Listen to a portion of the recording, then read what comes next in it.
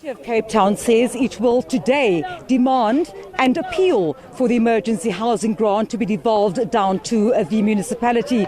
At the moment, we find ourselves standing in Joe Slovo informal settlement, where the latest of a series of shack fires have left hundreds of people displaced. At the moment, people are still trying to rebuild their lives. We know that since Monday in Masiphumelele, Nomzamo in Strand, in Vrygrond in Muizenberg, there have been shack fires and close to 2,000 people now have been affected, with 2 people having lost their lives. I'm joined now by the MMC for Human Settlements in the City of Cape Town, Carl Papheim. MMC, you're saying that the emergency housing grant must come down to province because people are telling us what their need is at this moment is building material. Absolutely. The reality is we need to make sure we are building housing opportunities across the city for our communities. But the demand for human settlements is far greater than our ability to provide right now. And so we accept that informality is here to stay for a long time, which means we need to be ready as a city to respond in instances like this. Not only now, a couple of months ago in winter with flooding as well. What does that require?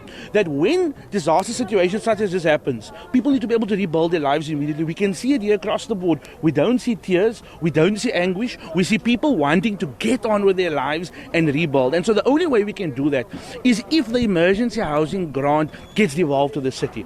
The reality is there has been no structures delivered here yet. Not all the structures has been delivered in Masiphumelele. The Noon is waiting as well. I am saying that the City of Cape Town is contract ready with contractors to do it, and we've got budget. Give us the approval. And if you don't want to devolve the grant, allow us to use our existing informal settlements upgrade partnership grant. So I'm going to request today at 2 o'clock with the National Minister, who I have a lot of faith in. She's been an executive mayor. She's been the president of SALGA, which is the local government association. She understands the situation. And so Cabinet needs to review and rescind the decision to centralize it to the department, because these people require and deserve a quicker response when they face disaster. Of course, you've come to assess the situation yourself here today, I suppose, in order to take that proposal through to the National Minister. But we've seen devastation at a time when people should be spending time with their families. Fortunately, it's a reality this time of year in Cape Town each and every year.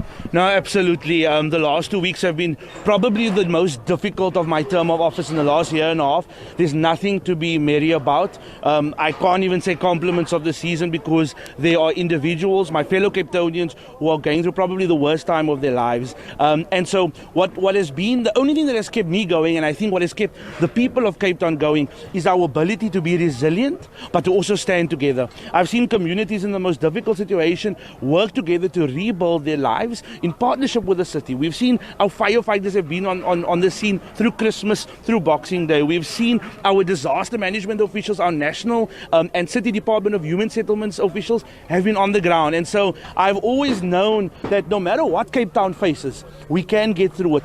But the reality is we need to do better. And so the only way we're going to do better is if we have the resources and we have the capabilities to be able to do so. And right now, that need is going to be rebuilding kits. We've got our waste services on the line to help clean up the site. We've got Gift of the Givers who's doing brilliant work, giving social relief, soft relief, where SASSA hasn't been here yet. And we've got our counterparts in the Safety and Security Directorate making sure we secure the area. But now it's about rebuilding, and so I want to make sure that the residents in Langa, in the Noon, in Masiphumelele, in Overcome Heights are able to do so as quick as possible so they can get on and start 2025 on a much better note than 2024 ended.